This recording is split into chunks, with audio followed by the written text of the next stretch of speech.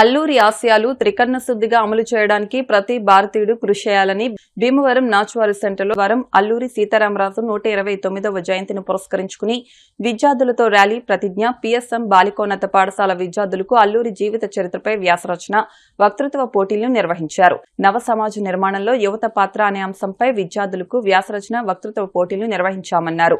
ఈ నెల 4వ తేదీ వరకు విద్యార్థులకు పోటీలు ర్యాలీలు నిర్వహిస్తామన్నారు. కార్యక్రమంలో లయన్స్ క్లబ్ అధ్యక్షులు గోపిశెట్టి మురళీకృష్ణ, అరసపల్లి సుబ్రహ్మణ్యం, గంటా సుందర్ కుమార్, ప్రభుత్వ ఆసుపత్రి అభివృద్ధి కమిటీ సభ్యులు సుంకరదాసు, సీతారామరాజు గారి స్ఫూర్తితో ఈ రోజు నిర్వహించినటువంటి ఈ ప్రతిజ్ఞా కార్యక్రమంలో మనందరం గుర్తుంచుకోవాల్సింది ఒకటే, మన ప్రాంత ఆశయాన్ని అల్లూరి సీతారామరాజు గారు గిరిజనుల ఒక హక్కుల కోసం, అదేవిధంగా విదేశీ పాలకుల వ్యతిరేకంగా ఎంతో పోరాటం చేసే చిన్న వయసులో ఆయన ప్రాణాలు అర్పించడం జరిగింది.